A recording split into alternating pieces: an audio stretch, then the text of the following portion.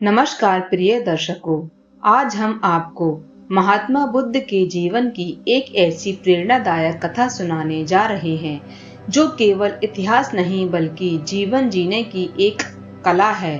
यदि आप इस कथा को अंत तक ध्यान से सुनेंगे तो संभव है कि जीवन को देखने का आपका दृष्टिकोण ही बदल जाएगा। लगभग 2500 वर्ष पहले कपिलावस्तु के राजमहल में एक राजकुमार का जन्म हुआ जिसका नाम था सिद्धार्थ। उनके पास धन, वैभव, सम्मान और संसार की हर सुख सुविधा थी। लेकिन एक दिन जब वे पहली बार महल से बाहर निकले तो उन्होंने 4 ऐसे दृश्य देखे जिन्होंने उनके जीवन को हमेशा के लिए बदल दिया। उन्होंने एक बीमार व्यक्ति को देखा, एक वृद्ध को देखा, एक मृत शरीर को देखा और अंत में एक शांत और सन्यासी को देखा। उसी क्षण उनके मन में एक प्रश्न उठा, यदि हर व्यक्ति को एक दिन वृद्ध होना है, बीमार होना है और मृत्यु का सामना करना है तो जीवन का वास्तविक उद्देश्य क्या है? क्या ऐसा कोई मार्ग है जो मनुष्य को इन दुखों से मुक्ति दिला सकता है? इन्हीं प्रश्नों के उत्तर खोजने के लिए सिद्धार्थ ने एक रात राजमहल का ऐश्वर्य, परिवार और सभी सुख सुविधाओं को त्याग दिया। वर्षों तक कठोर साधना और गहन चिंतन के बाद बोधगया में पीपल के वृक्ष के नीचे उन्हें एक ज्ञान प्राप्त हुआ और तभी से वे महात्मा बुद्ध कहलाए। ज्ञान प्राप्त करने के बाद उन्होंने संसार को 4 महान सत्य बताए। पहला, जीवन में दुख है। दूसरा, दुख का कारण हमारी तृषा है और मोह है। तीसरा, दुख से मुक्ति संभव है और चौथा, उस मुक्ति का मार्ग संयम, सत्य, करुणा और जागरूकता से भरा अष्टांगिक मार्ग है। उन्होंने यह भी सिखाया कि ना तो अत्यधिक भोग उचित है और ना ही अत्यधिक कष्ट। जीवन में हमेशा मध्यम वर्ग में अपनाना चाहिए।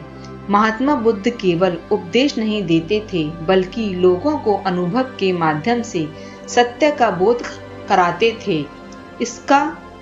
इस सबसे मार्मिक उदाहरण किसा गौतमी की कथा है। किसा गौतमी एकमात्र पुत्र चल बसा। दुख से व्याकुल होकर वह अपने पुत्र की मृत को गोद में लेकर बुद्ध के पास पहुंची और उसे जीवित करने की प्रार्थना करने लगी। बुद्ध ने उससे कहा कि वह ऐसा घर से एक मुट्ठी सरसों लेकर आए जहां पर आज तक किसी की मृत्यु न हुई हो। गौतमी पूरे नगर में भटकती रही।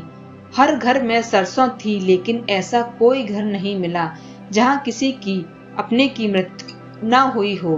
तब उसे समझ आ गया कि मृत्यु जीवन का अटल सत्य है और इस संसार में कोई भी इससे अछूता नहीं है। उसी क्षण उसका मोह टूट गया और उसके मन को शांति मिल गई।